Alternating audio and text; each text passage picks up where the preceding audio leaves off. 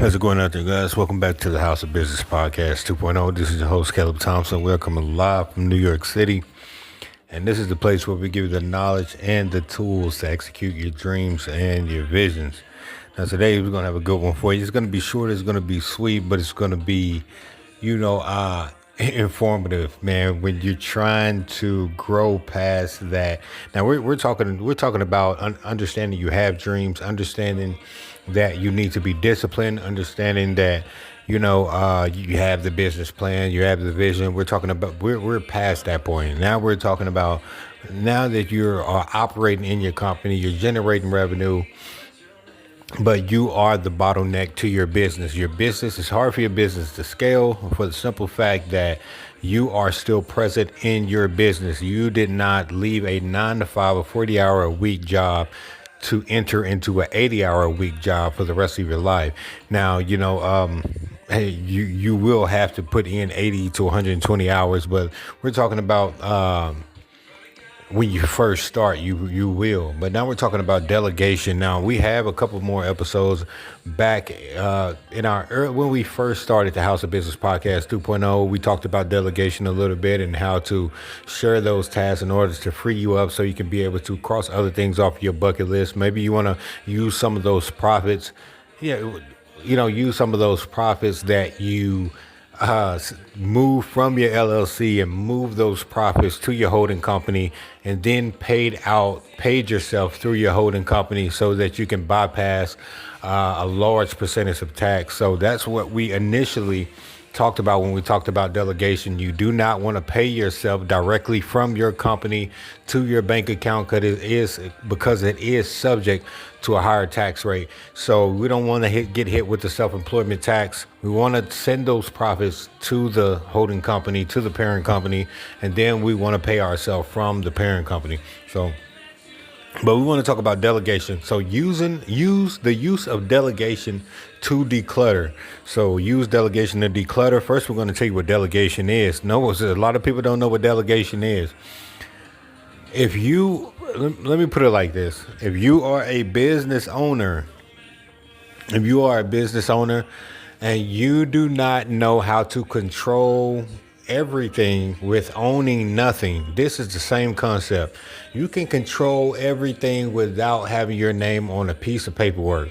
This is the same concept that we're going to use with owning a business. You need to be able to control the business without being physically at the company and having the company ran like a motor within a car, exactly how you need it ran. And how do you do that? Business operational systems.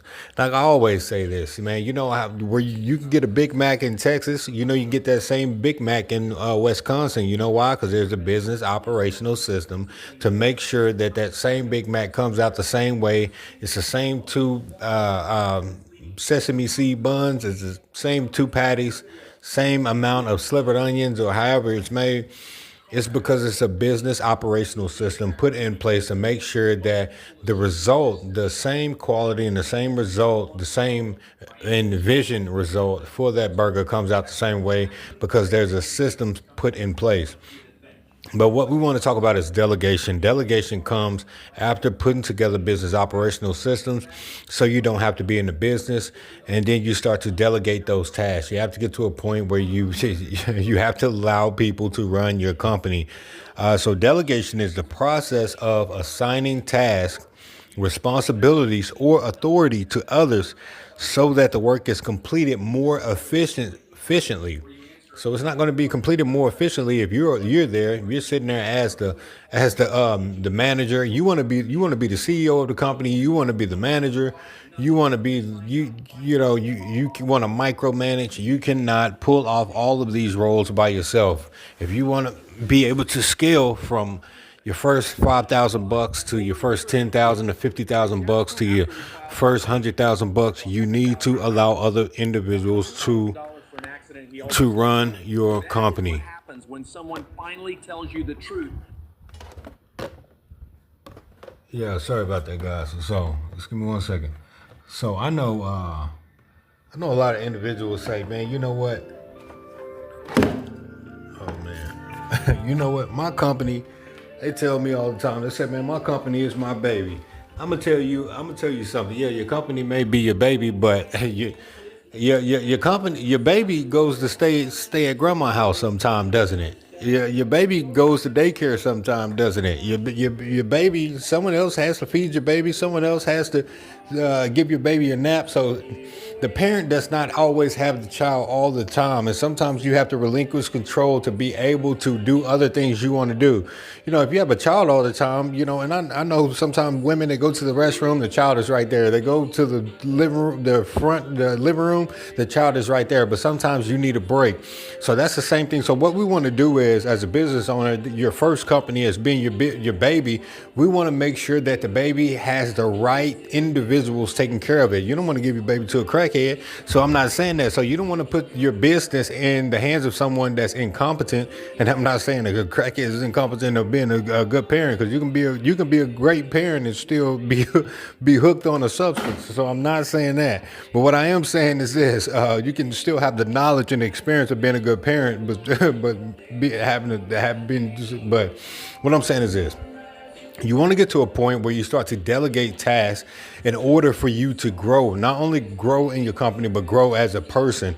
So you know what? If I always had to do the marketing campaigns, if I always had to launch marketing campaigns for a company, I wouldn't have time to go out and try to find a new manufacturer, try to have meetings online or through Calendly or through Zoom in order to find a better manufacturer in China. Yeah, we can get these same Nike shoes for $1 a piece in China, but I'm over here spending $20 a piece as in bulk orders. We get 1,000 pieces. That's 500 pairs of shoes at $20 a piece. That's a large amount of money.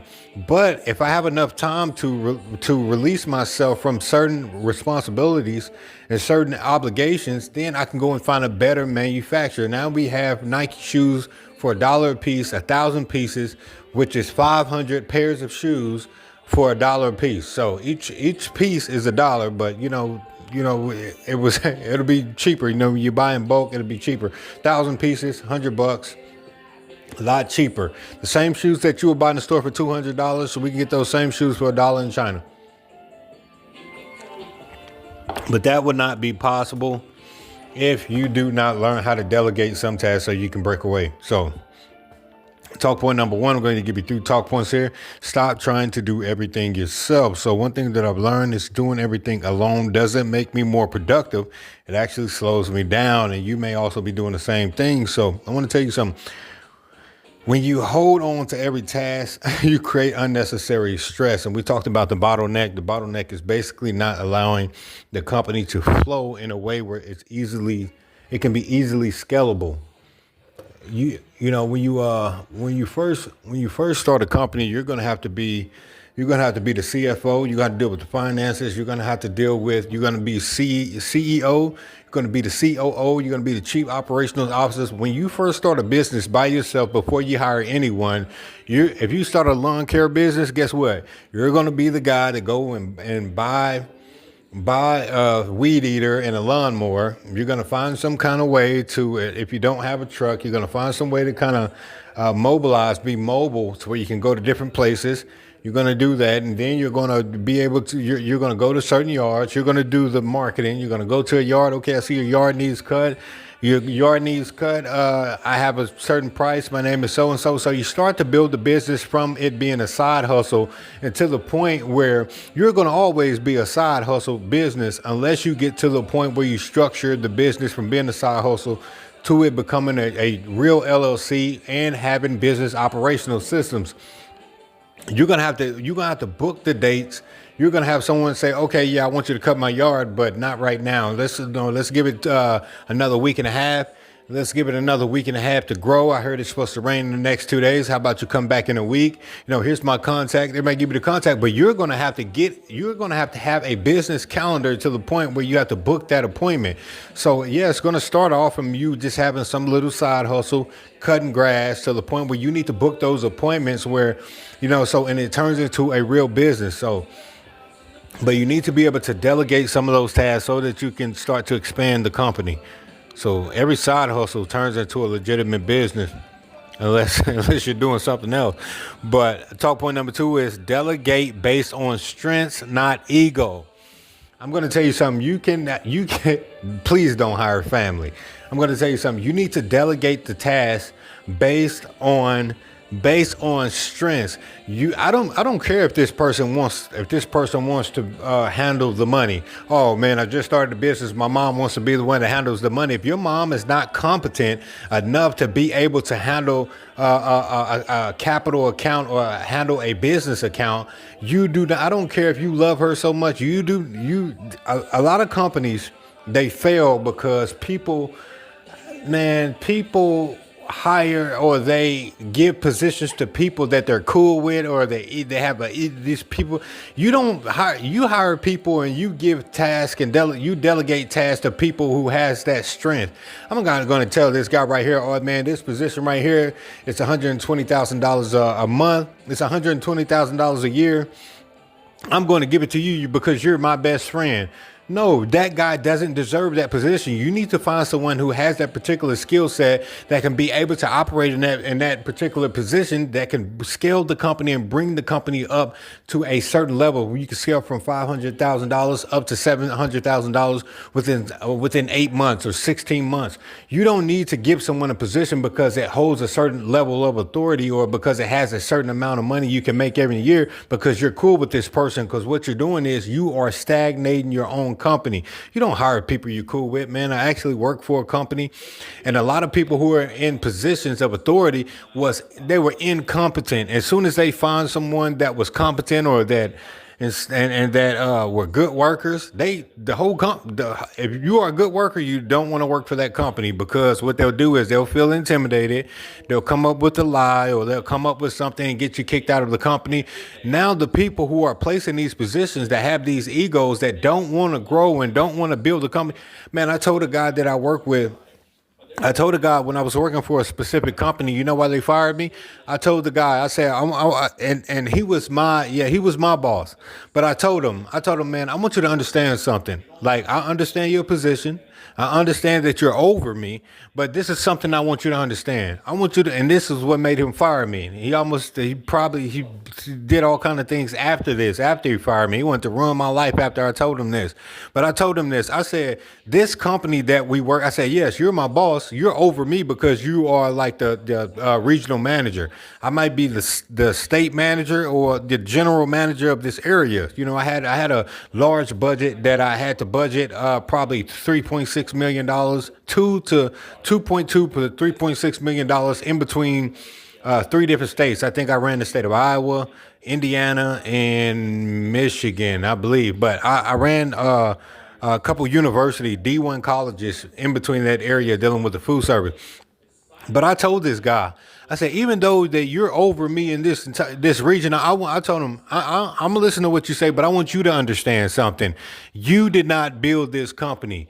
I did not build this company. Me and you are working to scale this company. So don't act like this is your company and you can do whatever you want to do and you can talk to me the way you want to talk to me, because there's the CEO of this company built this company from scratch and hired you, and he hired me to help to bring our value to this company in order to build his vision. So don't act like, oh man, you're the man, and just because you're in authority, you can fire me whenever, which he did fire me. But I want him to understand something. I want him to understand you did not take your blood, sweat, and tears and build this company from scratch. You were offered a position because of maybe who you are, maybe because you're his friend. You were offered this position in order to be a leader to help build the potential of the employees in order to scale and build another man's vision. Don't act like this is your company. So I wanted him to understand something like, yeah, you may be over me in position, but we are on the same level when it comes to me bringing my value and my skill set in order to be valuable to the company, and you bringing your leadership and your skill set and to this company. And our main goal outside of title is to help this man to build his vision that he started. So don't act like this because your position. So when he got mad at me, the guy he got so pissed he tried to kill me. But that is the thing. You have to learn to delegate tasks to people who are able to understand that it doesn't matter if you didn't start the company, if you didn't put the work in, if you didn't build the company from scratch and bring other people on. You cannot operate as if this is your company just because you have a position of authority. You need to understand that when you first came to this company, you were building another person's vision. I hate to say it like that, but it's the truth. If you work for Waffle House, guess what? Some man came up with the Waffle House vision, and he started to expand that company, and people work for him to build his vision. If you don't come up with the company on your own, you are working to build another man's vision, and in return, that man will pay you for your valuable time in order for you to help him build his vision. So do not get to a point where you start to get in some of these positions. You might have a great you may make 250K a year, but that at the end of the day, if you did not build that company, you are in that position because you bring value, and I pay you for your value, and the value you bring to the table, the value you bring to this company is recompense with this amount. You're compensated with this amount of money a year, but at the end of the day, you are still building another man's dream, and help building another man's vision for his life and for his family's life. So do not get caught up in all these tasks. But I assign tasks to people who can do them better, faster, and more efficient than me. I don't sit there, man. There's a lot of people, man, who own a company. They can't leave the company. I've had people who were in a higher position than me. They left their throne, left their position to come down to a lower place and compete compete with me. You know what I mean? So you don't want to do that when you own a company, man. You want to stay in the position that, man, you were assigned to, and learn how to grow in that position so that you can be better. Smart delegation builds stronger teams and better results. Always. So talk point number 3 is I use delegation to create mental and operational clarity. One thing I've learned, that clutter in my business often starts with clutter in my responsibilities. You need to recognize that too. When I delegate, I try to delegate properly, where it helps me to free up my mental space and helps me to focus on strategy and growth, and not just focus on everyday tasks. Sometimes I do have to take care of everyday tasks, but I was just telling someone earlier, there's no way that this particular person should have been able to contact me, even if we were both on LinkedIn, or even we were both. You never contact me. There is a system put in place that I actually told him, man, if no one doesn't die, or if nothing burns down, no one shall contact me but 1 or 2 people. There's 1 or 2 people, or 1 person in each company should be able to contact me. There is no way an employee or someone should be able to contact me directly. I don't care if they know me on LinkedIn, if they send me a message. I should get no stress messages. I should not get a message from a regular person telling me this and that. There are people set in place to make sure that I'm not stressed out. I have other things in life to deal with, and I'm trying to build a vision and expand certain things. So I've done that part. So no one should be calling me with things that people are set in place to take care of. So like I said, when I delegate properly to the point where I shouldn't be stressed out. I should free up all my mental space. So less overwhelm leads being less overwhelmed leads to better decision making. And delegation isn't about saving time. It's about creating clarity and scaling effectively. How can I scale the company? How can I find our next business partnership? How can I partner with a VC firm? How can I even buy another company that's a competitor that's looking to sell out? How can I look for those opportunities, or be able to buy those things, or be able to help or move forward in those type of endeavors if I am stressed out. And one way to make sure you're not stressed out is to make sure that you delegate these tasks. So make sure that you delegate tasks that you normally do every day to kind of free up your time. I'm gonna just put it like this in layman's terms. It's just like this. If you are a parent, once you have a kid, there comes a certain time that you should have to stop washing dishes. There comes a certain time when you should not have to pick up shoes off the floor. You know what I mean? So when you start a company, the company may be your baby. Yeah, this is my baby. It comes a time where you have to take care of the baby, but then it comes a time where the baby has to take care of you. There's no way that you have a child that's 8 years old and you're still washing dishes. You need to teach that child, or teach the business how to take care of you. You need to teach that child how to put the dishes in the dishwashers, how to pop. If they don't wash dishes manually like we did back in 1998 or back in 1989 or whatever. If they don't wash dishes hand by hand, you need to at least take 20 minutes out of your day to teach the kid how to thoroughly and detail and with thoroughly how to use the dishwasher. You take these dishes, don't leave a lot of food on the dishes. What you do is you wash these dishes as best as you can, rinse them off as best as you can before you put them in the dishwasher.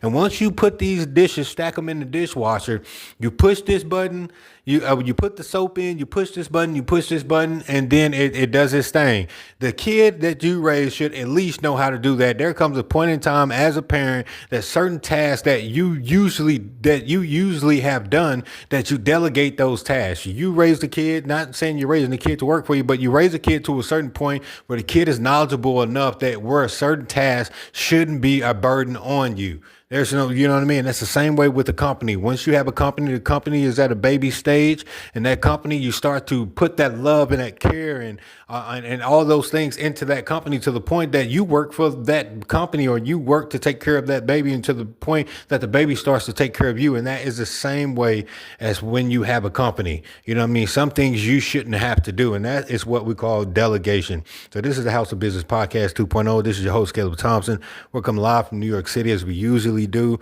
And this is a place where we give you the knowledge and the tools to execute your dreams and visions. So we'll see you back here next Saturday, 6 p.m. Eastern Standard Time. Peace.